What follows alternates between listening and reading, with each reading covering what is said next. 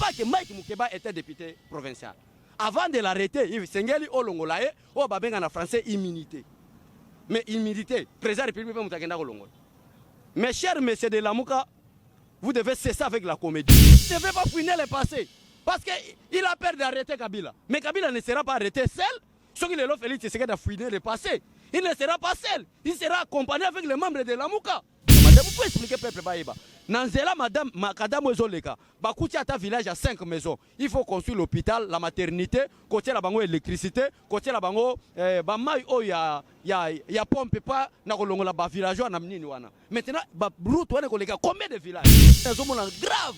Au moins, même les politiciens, Moussou Loka, Martin Fayou, ils ont parvenu comme ça la point de presse. Koloba était, parents azoti na mwana qui n'est la gratuité et enseignement, aza irresponsable. Mais ça c'est quelle conception de voir des choses, c'est que le pouvoir n'a évité nani à remplacer. Même au sein de l'IDPS, il n'y a pas encore quelqu'un qui peut remplacer Félix Tshisekedi. Et quand on parle, je vous dis la vérité, quand on parle des hommes intègres, n'allez pas chercher ailleurs. Les hommes intègres se trouvent à l'IDPS. Peuple congolais azolo babongo te bazolo babongo bato bayena na diabolisation. Il faut bien citer les noms de Lamouka. Bangonde bayena diabolisation. Tant que on a réclamé 15 millions, des plateformes ont réclamé 15 millions. C'est de l'autre côté, d'une part c'est FCC et d'autre part c'est Lamouka. Grâce à Bango Yasuka, ils allaient pour IDPS à céder pouvoir. C'est la lutte de 40 ans. On n'acceptera jamais aucun jour. Ça, je dis jamais dans quoi côté les mains. Aucun jour, on dit matin, IDPS a 5 ans seulement. Donc, IDPS soit Kozomouké, le col à la lutte était de 40 ans. Nous allons prendre de 40 ans multiplié par 2, ça fera 80 ans. Bonjour chers amis fidèles téléspectateurs de KTC 13 Télévision.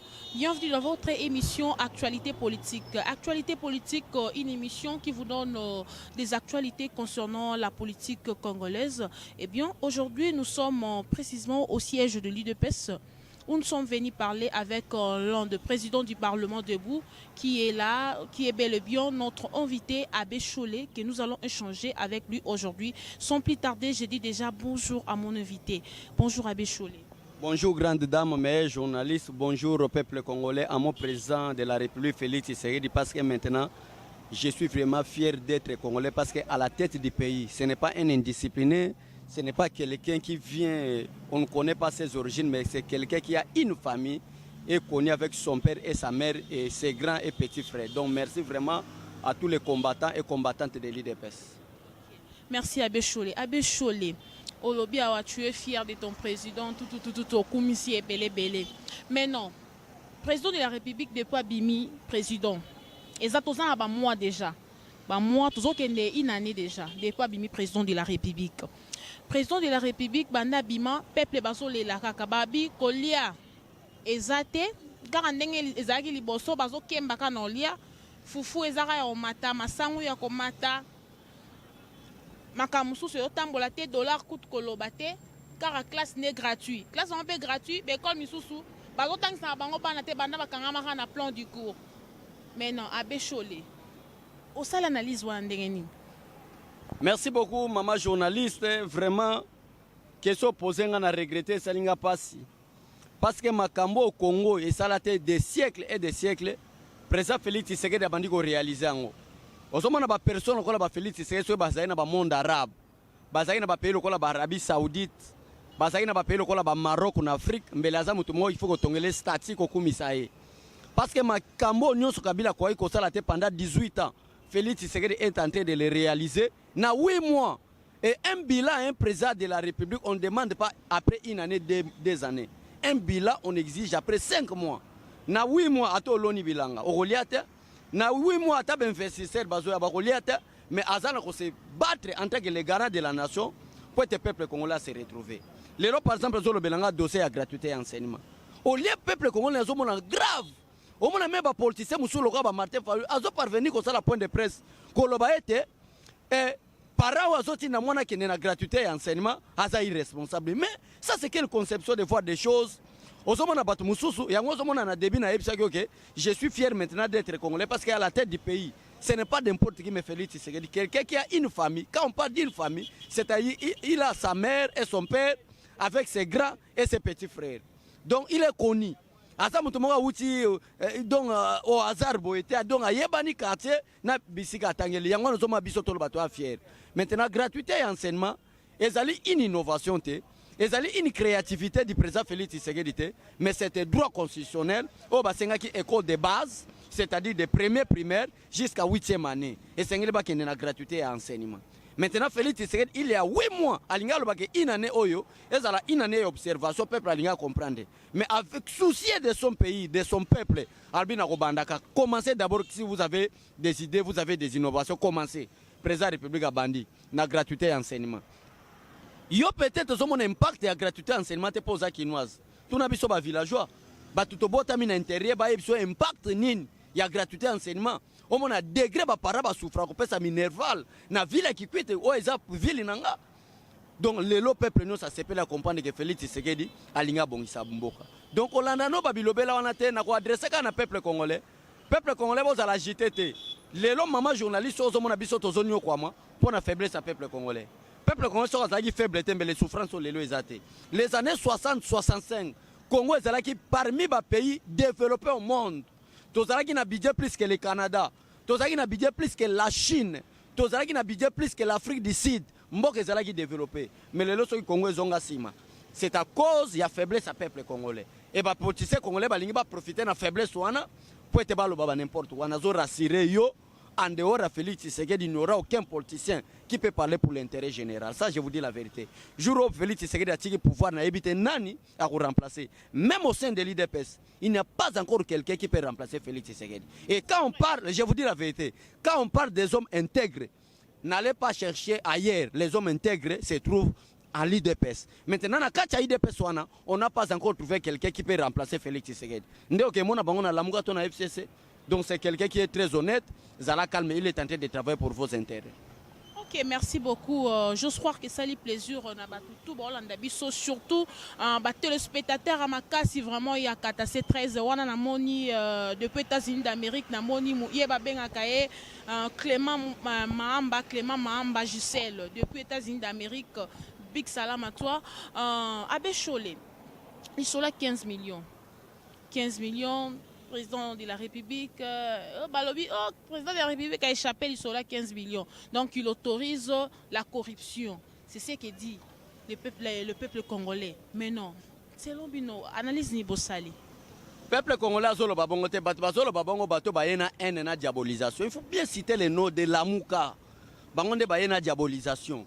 Tant que on a réclamé 15 millions, des plateformes ont réclamé 15 millions. C'est de l'autre côté, d'une part c'est FCC et d'autre part c'est Lamouka. L'association des malfaiteurs, je vous dis la vérité. S'il y a des politiciens qui sont vraiment très indisciplinés, basés sur deux plateformes, c'est Lamouka et FCC, ça je vous dis la vérité. Bateau Bamemi, peuple congolais na misère, c'est Lamouka. L'IDPS n'a jamais travaillé. Félix Tshisekedi n'a jamais travaillé. Mais bateau Njomo na Lamouka lelo basa lokola bateau mo balingi ba te ya bateau opposition. Ba travailler a commencé par exemple Jean-Pierre Bemba parce que dans le cas il y a Lamouka, l'homme le plus populaire c'est Jean-Pierre Bemba. On va créer logo lokola Fayulu. Je vous dis la vérité. Oh Martin Fayulu. Naso ebisayo c'est Jean-Pierre Bemba et Moïse Katumbi basali Fayulu. Fayulu azaki vient nga to yeba na parlement de bois zako yawa, je vous dis la vérité. Biso batuto sala yi. Na lobelo makamba solo. Et nga naso biso lelo naza populaire ko lega même Fayulu. Mais quel est le problème? Bandima qui dit un jour Félix Tshisekedi comme président de la République. Félix Tshisekedi est un homme de principe. Félix Tshisekedi est un homme qui respecte la Constitution. Du fait que, du fait que la classe politique congolaise comprendre que l'aventure basé belé, et ça na FCC, et ça na Lamouka. Dès que Félix Tshisekedi va commencer à respecter la Constitution, la majorité va te belé bazola sous pourquoi va candidater. Crainte na bango ezana. Alors il faut diaboliser. Tout le babo, et pour Félix Tshisekedi, peuple a 15 millions. 15 millions, c'est un bon détournement. IDPS va bomber jamais, bateau va violer la Constitution. IDPS va bomber jamais, bamiyibi. IDPS va ne bombiter. Il faut voir quel était le problème. Le problème est qu'il y a une rétro-commission. On a terme courant, na lingala ba benga COP. Donc, COP en gros, on a que tous bateaux te respectent à principe, c'est illégal aussi. Namboka o constitution ezali, namboka o mibeko ezali, okolo ba COP te. Donc l'homme doit mériter son salaire par rapport à un travail fourni. Okolo ba te que non, COP na sali. Malgré basala ki COP président République même na TV5 alobike, ezalaki illégal, maintenant dossier est en justice. Justice à Landela, ba o basala ki COP on a ba répondre conformément à la constitution sanction nini bakoki kozwa ezate que Félix Tshisekedi à côté de mututé inspecteur de finances à Sali Moussala na ye a 18 dossiers à kotika na procureur maintenant est en train de faire son travail pour na kokanga bao basala ki soit disant cop mais ezala ki font déposer na banque OK ba kozwa pour na compte à l'état basaleli ezala ki basali Moussala ba benga ngona terme français rétro commission o ba meka ki kosala pour te bali eloko donc ne vous en faites pas peuple congolais na landa ki ozoloba mais président république ndeni azo voyager belé voyage à président république ezo botambouma ke ben investisseur baya voyage à président Félix Tshisekedi ezo sala lelo ke année prochaine Congo est comme parmi les pays permanents du Conseil de sécurité des Nations Unies à cause de la diplomatie de Félix Tshisekedi. Au moment où Congo, les Congolais n'étaient pas considérés, les Congolais n'étaient pas valorisés dans la scène internationale. Les Congolais ont la limite, même dans le domaine spirituel, aux églises. Il y a une église au Congo, dans le par exemple, pasteur congolais, il y a une église par exemple au Nigeria, au Nigeria, il y a une église du Congo, il y a Congo. En France, ce sont des Congolais qui habitent France. Donc les Congolais ont confiance dans le bango, mais l'impact au niveau international parce que va perdre qui dignité, va perdre qui valeur. Maintenant Félix Tshisekedi a sa dignité wana. Ndé zo sala ki ba voyage président république à Stambola. Place au Congo azako kota souté, Congo kota. Place au bazako kima ba investisseur bazako kima ke insécurité za libanda mboga. Félix Tshisekedi a assuré bango ke ndenge na ya boy paix na sécurité za priorité nga boya pour votre travail d'intérêt au peuple congolais. Choli palinga banana tana social te abanana tana social nenga bandi boye to boy te azokende pona kosunga biso malinga banana tana social asunga pe bande kon la biso parce que bato be bazo souffrir babi ko lia bien zate dollar ezaka ya komata tozo zombongo te mbongo na maboko zo simba mate so mbongo simba mi boye eza en valeur te il faut la banana tana wana po na mso kenda ngosima libu munzala ba français ba lo barake le ventre enfamé na point d'oreille donc libu mwezanzala ye kaka zo voyage kako voyager mais non atabino moko nazo yebisa yo soko tuni muto azoloba wana na yebi beza diabolisation otuni bato bazoloba Félix alinga banda na social so tuni comment commencer na social aza incapable à répondre les social comme pas les social cher monsieur ndenge madame auti oloba c'est le ventre le manger et le manger c'est le mo basala ngo ditiki otakte ke bato babandi ko lia eza toko kende nango na domaine ya agriculture toko kende nango na domaine ya ba élevage ndenge président par exemple président qui na Daipen nyonso wana eza na compte social mais il faut patienter ezo attend même masangu so baloni yango lelo yobotaka lelo te bobandi kolia jugu beni partout Félix Tshisekedi asali bakswa minene mais aboyi kolobango ba hectare na hectare ya bilanga ya masangu na jugu na SAPI na Kasai n'en parlons pas na Grand Katanga n'en parlons pas et Félix Tshisekedi ce n'est pas quelqu'un azosa leloko mbala moka bandi ko bimazo loba azeli kaka bilanga kola ndeba yebisa bato c'est quoi les social mais bato baza trop pressé na 8 mois tala biloko babandi ko senga Félix Tshisekedi mais bobo sani ke basota muto pona voyager ba embouteillage sila bozo lobate bobo sani papa na kati o malobate papa na ngai basota de muto wana ezo créer ba embouteillage na nzela somo bato ba ko ka esute bato ka bazo lobe so biso to fane na biso ana ba prince na biso za ki nango bien boyo ko chef so basota de mouton atozo souffrir bato bazo su bande ko na biso so bolanda biso na poto partout bolanda biso travers le monde na nzela e katase 13 télévision donc vraiment à na Congo et comme ils sont ba bengi aux un rendez-vous na 11h faut luanda ko déjà 9h. So loin 9h té, o bima 10h. O rentrer au rater na rendez-vous wana. Donc so des moutons wana ezo pesa passe mingi parce que depuis banda net so to tie ana des bonhommes awa. Il fallait qu'on a quelque chose ba image. Na des bonhommes so tali na kati wana. Bango ku bakanga liboso, mais jusque là na musala makase salamité. Toke na o nini na Pascal kuna.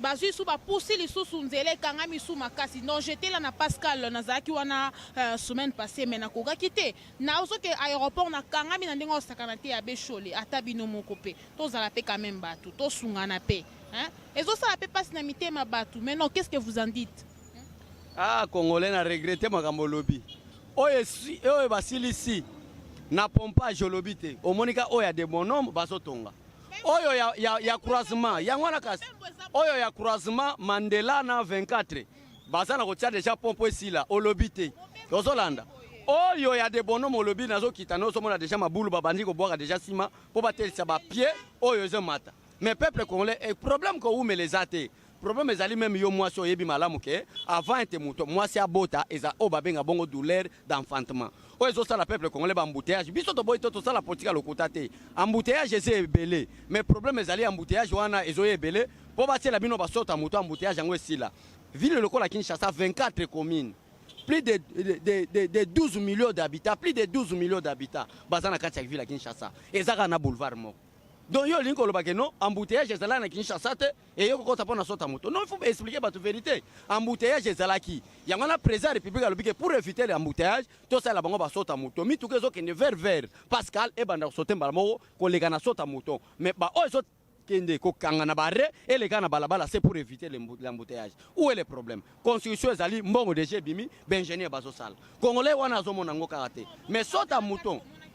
Banzela kati ezali ezo salema yo linko lobake depuis feza Félix Tshisekedi akoti banzela salimité bokasa omoni yango te ya kati ezali ya changu to bazo salela bango mwanzela te mais bazo sala boulevard numéro 1 ezo uta banda ba Congo ekoleka para nanzela ya 30 nzela vraiment makadam boye mupanzi ya fleuve de l'aéroport ezo leka tala bo expliquer au peuple que non Félix Tshisekedi c'était un envoyé de Dieu peuple congolais maintenant la BAD et le gouvernement congolais va signer un contrat pour le développement et bomba image pour le peuple congolais dans le monde que l'IDPS ne fait pas la comédie politique comme font les autres mais l'IDPS est en train de faire de la politique pour sauver la nation congolaise. Maintenant le gouvernement congolais sous l'impulsion du chef de l'État va signer déjà contrat entre la BAD et la République démocratique du Congo na route nationale numéro 1 ozo banda Matadi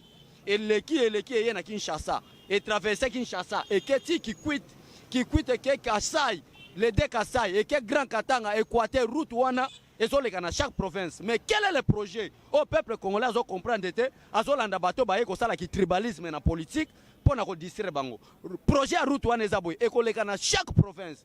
Selon la constitution actuelle nous avons 26 provinces. Tous les 26 provinces, route wane koleka. Maintenant, quel est le projet avec Félix Tshisekedi? Chaque village va kokuta. Nanzela makadam ezoleka. Madame, il faut expliquer peuple baïba. Nanzela madame makadam ezoleka. Bakuti ata village à 5 maisons. Il faut construire l'hôpital, la maternité, côté la bango électricité, côté la bango bamai o ya pompe pas na kolongola ba villageois na mnini wana. Maintenant, ba route wane koleka combien de villages? Et ba pèse déjà financement 2 ans. Il faut makamwana ceci. Là le peuple ne voit pas. Gratuité enseignement, on ne peut pas parler du social, ceux qui parlent de les lots, balongoli ba parents en charge. Gratuité enseignement ezali. Peuple a comprendre te. Moi en octobre, madame la Zoïbisa fonctionnaire, ceux qui papa nous a fonctionnaire, bako ça a été à recevoir $245. Moi en octobre. Et les enseignants ont déjà commencé à toucher cela. Là les peuples ne comprennent pas. Alors vous voulez quoi? Problème ezali peuple congolais à comprendre. Problème ezali classe politique congolaise entre la Mouka na batu mususu oyo ya FCC bazo diaboliser peuple du fait que Félix Tshisekedi edika sai babandi ko diaboliser que Tshisekedi wa mulumba zo mema tribalisme or que bato ba ko mema tribalisme ba yebani déjà batala Mouka. Donc peuple congolais muta ko sauter lelo mutu lokola Martin Fayulu n'a pas de leçon à donner. Martin Fayulu était député provincial en 2006. Il était député national en 2011. Pour la bande que ce sont des détracteurs, des aventuriers. La classe politique congolaise. 2006-2011, député national. Gratuité d'enseignement était droit constitutionnel. Lui, en qualité de député, qu'est-ce qu'il a fait face au ministère de l'enseignement qui n'appliquait pas la gratuité de l'enseignement parce que c'était applicable à tous les niveaux? À Salani, incapable. À interpeller le ministre Nini Koyeb, c'est que non, gratuité enseignement constitutionnel. Moi, je suis député national. Pourquoi vous n'arrivez pas à appliquer ça à Salangote? Ne dit-on pas que même la Bible parle que si vous êtes infidèle dans des petites choses, qui vous confie des grandes choses, vous êtes député, qu'est-ce que vous avez fait pour l'intérêt du peuple congolais? Prenez en qui encore? Moïse Katumbi, Dika Grand Katanga. Il était gouverneur nommé par Kabila. Tous ces aventuriers-là ont travaillé avec Kabila. Et si aujourd'hui Félix Tshisekedi applique la constitution d'arrêter Kabila, tous ces détracteurs de la Moukala seront bel et bien en prison. Alors vous voulez quoi? Tout le monde bat à la Moukawana. Jean-Pierre Bemba était vice-président chargé de l'économie et finance, de l'économie et finance à l'époque de 1+4. Incapable de faire ça, d'accord. Il n'y a pas de Mobutu qui a enterré en Gwawa. Aujourd'hui, dans le régime de Félix Tshisekedi a reconnaître que malgré Mobutu était aventurier, mais il est de nous et Sengeli Korea. Même moi, Nanenzanga Mobutu était vice-premier ministre. Moi, je suis vice-premier ministre. Incapable de faire corps tata nangeya. Mais Félix Tshisekedi le lobby, Ata Mobutu était comédien, Ata Mobutu était aventurier. Si la souffrance du peuple congolais est d'aujourd'hui comme ça, c'est à cause de M. Mobutu. Mais à lobby que non, corps Mobutu ya. Lelo Adolphe Muzitu. Pour la royaume que Batoualande, balingi ba mema incompréhension du peuple congolais. Adolphe Muzitu était premier ministre pendant 5 ans. 2 ans. Moutasale yango grand frère Antoine Kizenga 3 ans ya yeko silisa na contrat peut perdre parlou tout na ye mama so je suis de Kikwit muta ko expliquer nga Kikwit était naza originaire Kikwit na tangi école primaire na EP Kimpwanza na commune na Lukemi na tangi école secondaire première CO na deuxième CO na institut de la fraternité infra et yebani école catholique à Munene na tangi na infra na sera préfet Lutobo de la ville de Kikwit muta ko expliquer nga ça te même lelo kende Kikwit Okondimate qui quitte oh ezalaki ndeve Kizenga premier ministre. Okondimate qui quitte ezalaki vie Muzito premier ministre. Regrettable. Ezo salo sone kolobake naza province abandundu. Yango zo mona majorité ba da province abandundu ba wanga na parce que mboke zo beba. Maintenant zo mona biso to za fiera kolobake je suis di bandundu mubunda idiofa de père et de mère. À aucun jour na vision nga na kolobake Adolphe Muzito ko la premier ministre. Batangi si même bana na école primaire lui que fait Kizenga azana livre d'or. Dès que comme premier ministre mboke obonga. À combien de temps là pour une assemblée nationale? Vous voulez encore quoi? Donc peuple congolais à comprendre naïe. Mais ande bandoki ya mboka. Oh ba sali lamuka. Maman est-ce que tu as une déclaration? Il y a Freddy Matungulu tanga bakuta na présent à New York. Yo so tanga déclaration. Il y a papa Fridolin Mbongo. Pour le interpeller Martin Fayulu de cesser de déclarations inutiles. Ce que Fayulu et Lamuka est en train de faire, c'est une infraction conformément à la constitution congolaise. Si vous avez besoin de réclamer la vérité des Zines, si réellement Fayulu est congolais, où est-ce qu'il doit réclamer la vérité des Zines? C'est au niveau de la Cour constitutionnelle. Il y a un temps où le peuple congolais qui est au Sénégalais parce qu'il faut comprendre. Parce qu'il n'arrive pas à appliquer la constitution congolaise. Si Tshisekedi était un homme prudent, à comprendre qu'en 2011, on m'a violé des vues, on m'a volé des voix. Qu'est-ce que je dois faire? Yomoulaki Tshisekedi qui est dans la Cour constitutionnelle qui réclamait. Ayebisa Louis Michel venait ici. Pourquoi Félix Tshisekedi wa mulumba kenda na cour? Parce que selon la constitution, dès que Tshisekedi wa mulumba comme na cour, et la constitution congolaise stipule que des lois ou des résolutions de la cour sont irrévocables, inattaquables. Mais Martin Fayulu a la cour constitutionnelle.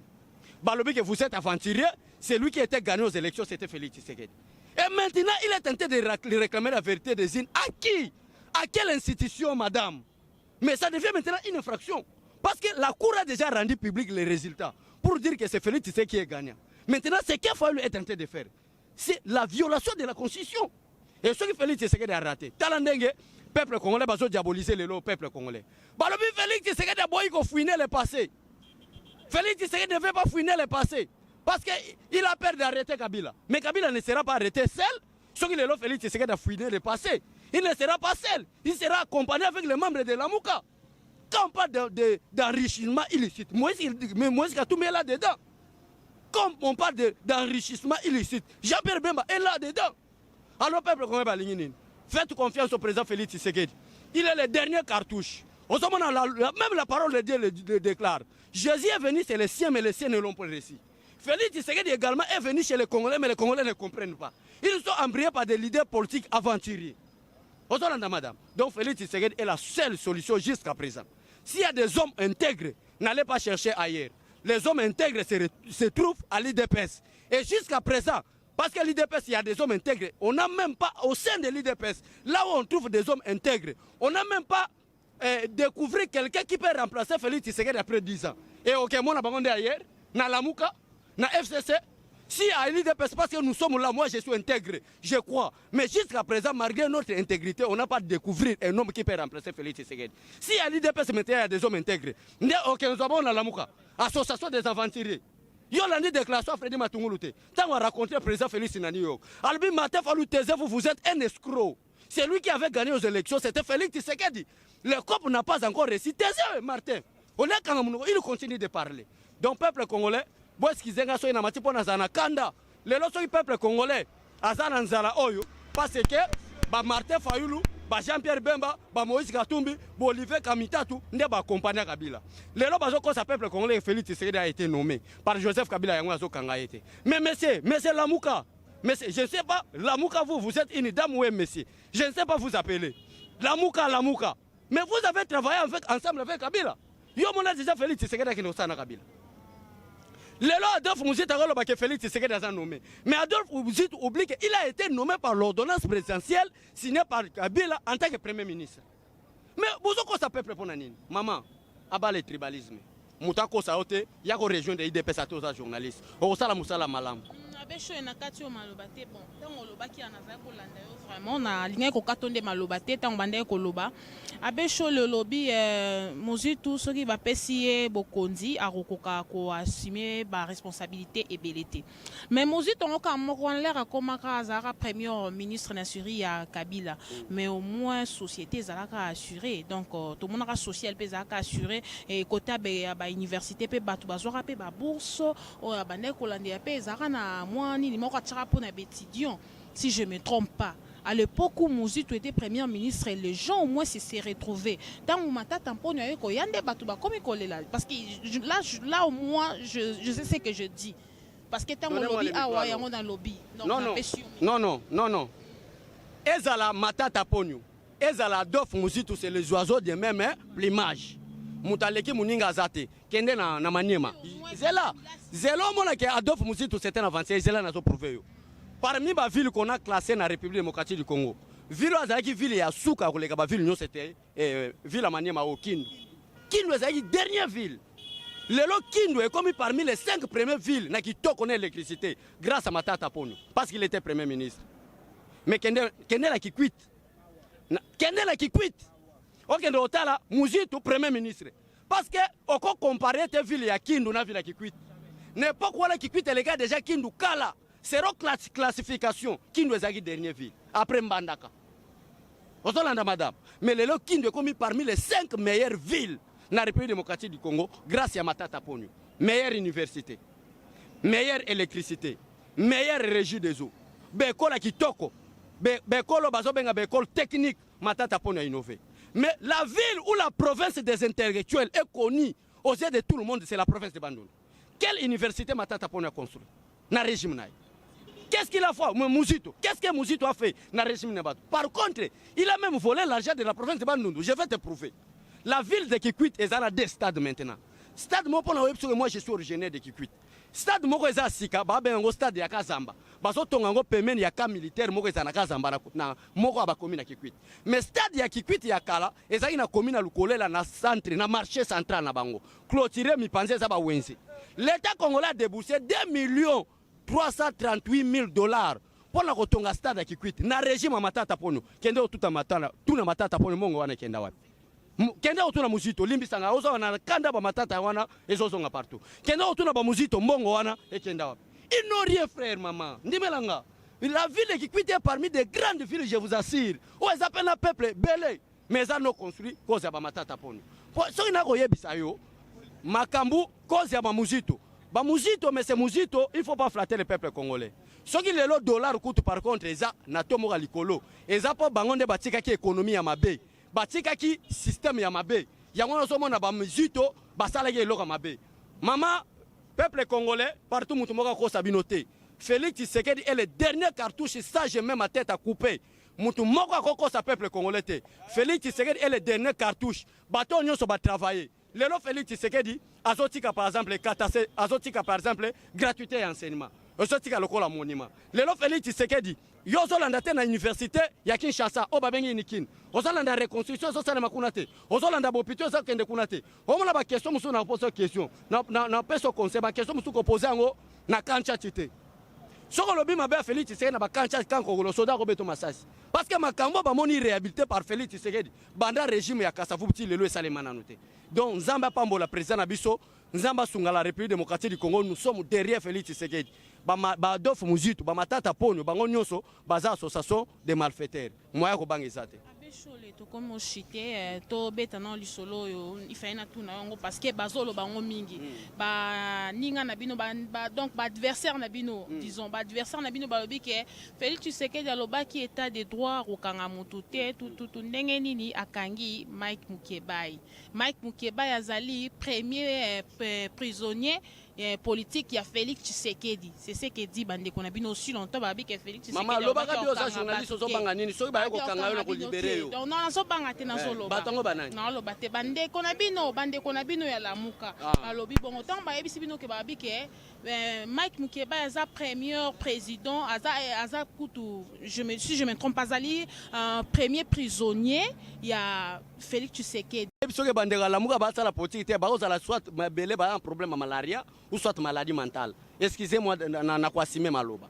Parce que est-ce que état de droit on arrête personne? On ne peut pas arrêter une personne, n'est état de droit. État de droit soki bazoye bate dénominateur commun nango c'est la justice. État de droit. Et justice oyebi rôle nango. C'est chercher des infractions et kotia kimia place aux infractions ezali. Na lingina lobani par là. Mike Mukeba n'est même pas même dimension avec Félix Tshisekedi. Batika va la concurrence à tel logo mongote.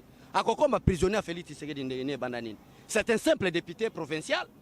Là où baza majorité bango batala muka na bata FCC c'est parce que baza ensemble. Bazo sala comme si opposition na coalition. Je vous dis la vérité. Baza ensemble pour embrayer le président Félix Tshisekedi. Parce que preuve à l'appui, Moutou Abimi gouverneur, il a vu la Kinshasa, Mike Mukeba a voté. Moutou Abimi président de l'Assemblée provinciale, Mike Mukeba a voté. Parce qu'il DPS a beaucoup de candidats. Bakandé baza FCC, Mike Mukeba a voté. Babilité blanche et Zalagité. Pour la royaume, ce sont des comédiens politiques pour embrayer le peuple congolais.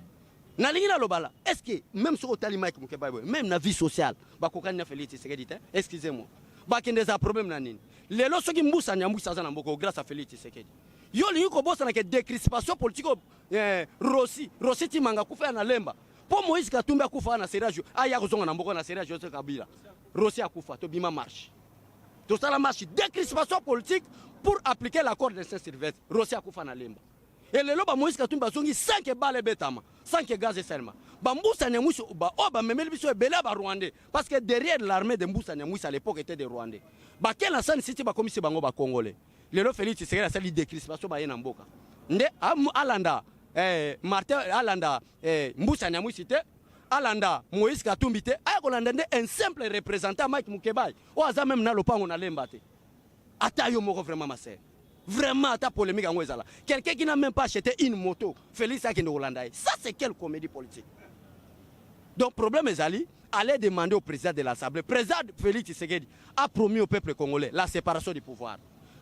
Pouvoir législatif, basala musala na bango. Pouvoir exécutif, basala musala na bango. Pouvoir judiciaire, basala musala na bango. Et n'oubliez pas que Mike Mukeba était député provincial. Avant de l'arrêter, il Sengeli Olongolae, o babenga na français immunité. Mais immunité, président de la République mutakenda Olongol.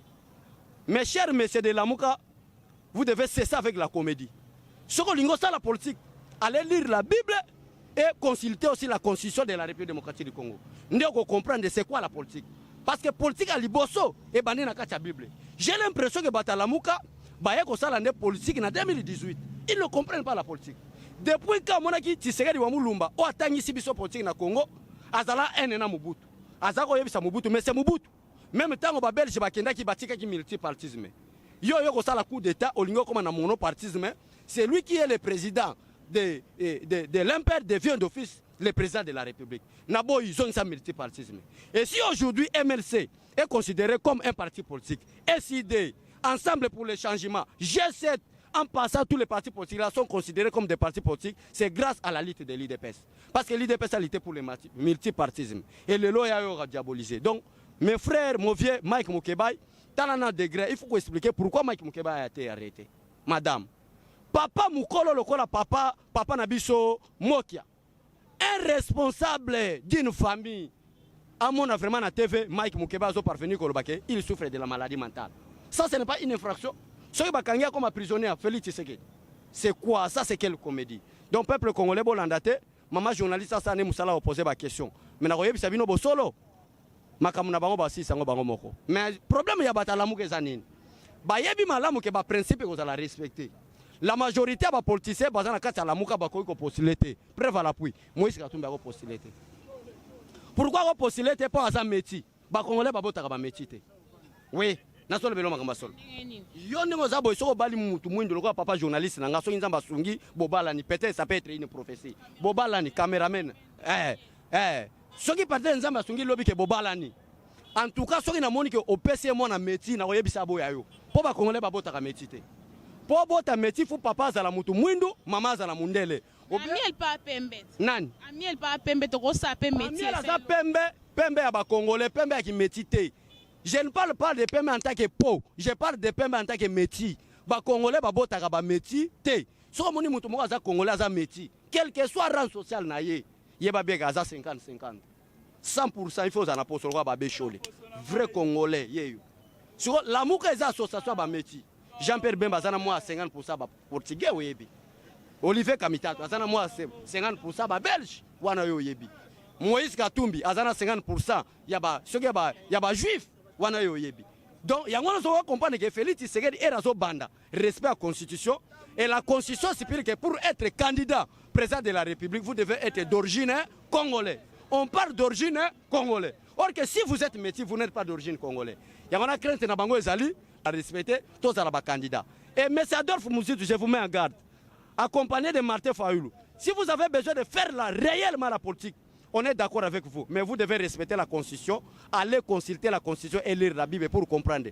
Je vois comme vous pensez, vous souffrez de la malaria ou de la maladie mentale. Parce que ma déclaration, et ça, la génération, et ça, la sonike, comme on a papa Adolphe Mouzitou, muta détruire mboka oyo. Comme on a mutolokola, batalamuka on a détruire mboka oyo. Mais ba parvenir ko zo audace, ya kolegana te. La constitution il faut ça à 5 ans, so, oui, après 5 ans, c'est sous 5 ans, c'est tout. Mais gros, 15 ans, on est comme une dictature. Problème est Ali Boy. La constitution stipule que le mandat du président de la République est de 5 ans renouvelable une seule fois. Donc c'est-à-dire 10 ans. Félix Abet a 10 ans, à l'ouki dauphin a eu des pèses pour rester à la constitution. Abimisi, tu voté dauphin wana. Dauphin on a bêti sous 10 ans. Abimisi dauphin, tu voté dauphin wana. Dauphin on a bêti sous 10 ans. Abimisi dauphin, tu voté 80 kokoka. Neto CD, je vous dis la vérité. Ok, merci beaucoup Abbé Cholé. Nous sommes arrivés pratiquement à la fin de notre émission Actualité politique d'aujourd'hui. Merci à vous Abbé Cholé. Montre votre mot de la fin. Merci vraiment maman journaliste qui est à la base, cause de information réelle. Pour yo, au salino musana no poser ba question, ça na problème na mutute, opposer nos ba problème ba question. Mais na voyez ça peuple congolais, soutenons le président de la République. Félix Tshisekedi, oyebi que Félix Tshisekedi a mona bourgeois. Akolo ba ke ba déclaration le ki ama bena lemi na ngana tika ka bino nde ba congolais ba onyo kwama. Po muta sauver bino azate. Akotika na yake fana ne pe na Bruxelles akolela te. Tika bo kondite ida yo ke lengi. Mama, c'est le président ayeko comme président de la République ayebi déjà poto ndenge za Félix Tshisekedi. Ebele ba buta bazamba. Amoni poto era comme président de la République. Nazol be vérité. Yo lingo lo ba ke mubuta za ke ne poto va comme président de la République. Jamais. Abandi ko ke ne poto ka era comme président de la République. Mais Félix Tshisekedi ayebi sur la France, les États-Unis, la Belgique avant comme président de la République. Donc, et là, Félix a la complexé, exact. Papa Kassavou ba yebi sur l'avion, era comme président de la République. Et ça n'a pas polémique. Et ça a éclairci la vérité. Kassavou ba yebi sur l'avion, ne ba kendara poto, era comme président de la République. Lumumba yebi ke ba kendara Brésil, Belgique, era comme premier ministre. Mais Félix Tshisekedi bandaka déjà sur la poto. Aza mwana mukena âge 5 ans. Ayebi ke ba kendaka bazonga kana mwana poto. Yangwana ko kamwa te. Mais muzepe ake poto ka era comme président de la République. Yo kotanga ku Joseph Kabila te po ayena 97 na babutu to moni ye. Yo nika na loba vérité. Ayena 97 aya même lingala kwa loba te. Et bon poto akenda wapi? Ake poto era comme président de la République za la musée. So teme ba déclaration ba président so ba leka. Olandi moko moko lobi c'est des vrais villageois. Vraiment na ville ndeye yo Félix Tshisekedi. Donc pour na biso nini ke biso to banga na biso te tant to za une opposition to bangi te. Ndele to ana pouvoir to respecter mi be konde to banga. Ba discours nyonso banda papa Kasavu Lumumba ti na Joseph Kabila, ce sont des discours de villageois. Seul mutazo ke no mona trompe atelemi ya mona président Félix Tshisekedi na tribune na Nations Unies a tweeté wana tuninga question te. Abi le meilleur discours pour tous les présidents qui sont passés au tribune des Nations Unies, c'est Félix Tshisekedi. Wana yo tunité. Trump a tweeté. Trump président des États-Unis. Et l'année prochaine, il ne faut pas beaucoup moi, parce que le Congo est parmi les pays permanents, il y a le Conseil de sécurité, il y a les Nations Unies, grâce à Félix Tshisekedi. Donc je maudis tous les Congolais qui ne comprennent pas cette vision. Parce que nous voulons sauver le peuple congolais. D'ailleurs, un prophète guinéen au nom de Diata Ouara, qui a déclaré que le Félix Tshisekedi était loin de l'éternel pour sauver la nation congolaise. Donc si lui qui touche le loin de l'éternel à la personne de Félix Tshisekedi sera maudit. Yango Zomona Maté Fala Mega touché Félix Tshisekedi, il est frappé sous la malédiction. Martin Fayulu est frappé sous la malédiction politiquement. Il ne peut pas être ni député provincial les années à venir, ni député national. Parce qu'il est frappé sous. Mais ils ont tiré pointe. D'ailleurs, il a une constitution. Est-ce qu'il est d'origine congolaise ou 50-50? C'est ça le grand problème. Parce qu'à cette campagne, il est incapable de parler Kikongo. Moi, je suis de Kikwit, Mougué Touba Kikongo, très bien. Ça n'a pas été moi, je suis mais il y a quelle campagne Kikwit, il y a le Kikongo. Alors, Ngala, Azaki Noate, il y a le Kikatanga Bakota Vanga. Azoko Sabino, il faut le Babé Kikongo, alors Bagabongo. École primaire, il faut le Maté Falo Tangangwa, Kendo Lukaso, une école. Donc, Félix Tshisekedi, un vrai Congolais. Bisope Batabandu, Biso Babécho, les Simanaï. Aussi, Félix Tshisekedi, le Congolais a bien éduqué. Il y a qu'à répondre. Bisope Togola, ta casse a mal éduqué, tu bêtes, il a mal éduqué, n'a pas mal éduqué. Donc, pour Nazoye Bissayo, c'est le Congolais qui est très bien éduqué, c'est Félix Tshisekedi. Dans la classe politique congolaise. Félix Tshisekedi a reçu une éducation de base. Éducation de base, c'est que le bazana papa, azalina maman, azana bandeko, bazo encadré. Yebisanga politicien ni Congolais aza omona ke papa ne yeyo, maman ne yeyo, azu éducation de base. Azate. Yanga tozoka dossier à président Félix Tshisekedi tozo à côté. Donc que président oza bien éduqué. Biso na batala mwana FCC biso nyo toza mal éduqué. Yo kokota na baje wana ko répondre ba konte yo za à côté. Biso na biso to beta biloko ba mal éduqué, tota la place ni ko kende. Donc nzamba pambola bino. Merci beaucoup. Merci beaucoup, chers amis fidèles téléspectateurs. Binomo Bomoni Tozala qui a un siège IDPS, pas Iwapi Tosolo Lina Abechole. Il y a un beti masolo concernant l'actualité politique au Kanaka de la République démocratique du Congo. Eh bien, chers amis fidèles téléspectateurs de KTC 13, à la présentation, c'était votre humble servante Sarah Yamoyo qui était à la présentation de cette émission. Je dis merci à mon caméraman, mon réalisateur Amiel qui est là derrière la caméra. Je dis merci à Julia Kanengo. Je dis merci à notre boss Jube Lubangi, sans oublier celui qu'on appelle Gisène Clément Mahamba. Gisène Clément Mahamba depuis États-Unis d'Amérique. Big salam à toi. Merci à tous nos téléspectateurs de KTC 13 Télévision. Restez toujours connectés, branchés, car les actualités continuent. Abbé Cholé, Lilobasuka. Merci maman. Lilobasuka ezateta rabiso, tozana biso tozo éducation Tshisekedi wa Mulumba. Moi to boka batebele za la raté. Vraiment merci. Bande ko numéro maman KTC 13 ezawana. Vraiment, si on a place, on comprend que dans les cas où on au bengi à kokita to expliquer, to toucher moutouté, to expliquer apprendre c'est quoi la politique. Donc on ne peut pas parler de la politique congolaise et ça citer les noms de l'IDPS ou oublier les noms de Tshisekedi wa Mulumba. La politique est égale à l'IDPS, la politique est égale à Tshisekedi wa Mulumba. Donc yangwana merci na bande gonyo salibanda mboka na kati mboka boza la agiter na biloko batala muka baboka na ba réseaux sociaux te. Félix akene pouvoir libérer na bosa na ko yebiso eloko moko.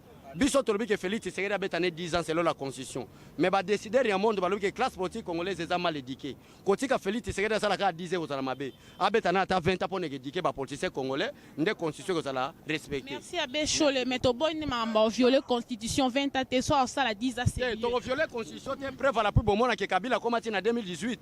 Pourquoi? Parce que la constitution congolaise. Tu es dictateur pour commettre en 2018. Tu es dictateur, mais quel était le problème? Il y a un problème, il y avait interprétation. Interprétation, c'est que le président de la République reste en fonction jusqu'à l'installation effective du nouveau président élu. Maintenant, Félix Tshisekedi, Félix Tshisekedi a fait vraiment après une année, et là, les années, la réforme de la constitution.